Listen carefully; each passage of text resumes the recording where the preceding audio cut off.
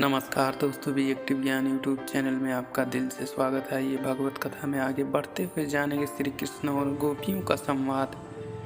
श्री सुखदेव जी बोले, हे राजा परीक्षित, जब गोपियां इस प्रकार श्री कृष्ण के विरह में व्याकुल हो शीघ्र ही प्राण विसर्जन कर देने पर उद्यत हो गईं तो तत्क्षण वे उन्हीं के मध्य में ऐसे प्रकट हो गए जिसे वे कुछ भी न जान सकी कि ये कहाँ से और कैसे प्रकट हो गए हैं। फिर तो उन्हें देखते ही गोपियां सहसा विरह सागर से निकल उनसे मिल ऐसे प्रसन्न हुई जैसे अथाह सागर में डूबने वाले थे था पा लिया हो।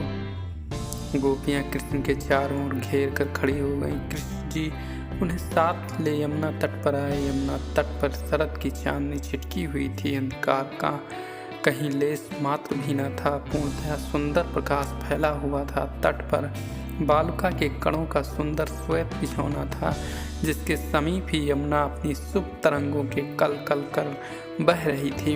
ऐसे सुंदर समय में गोपियां भगवान का दर्शन कर आनंद लाभ करने लगी।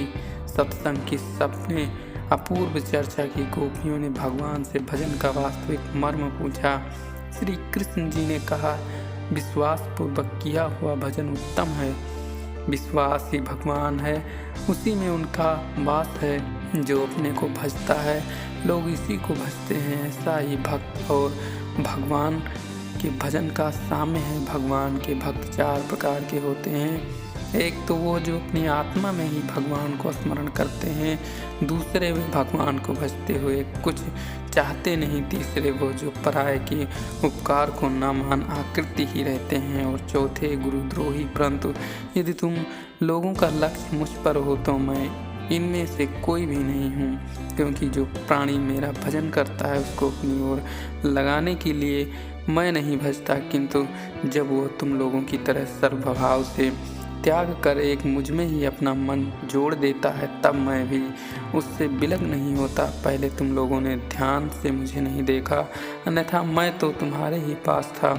अतः ये कृष्ण दोषी, ऐसा दोष तुम लोग मुझे न दो।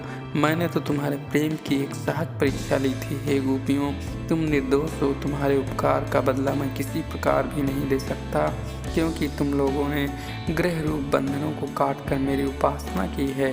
इसीलिए अब तुम ही मुझे अपने शब्दों से कह दो कि कृष्ण हमारा ऋणी नहीं, तब मैं उससे उद्धार होऊंगा।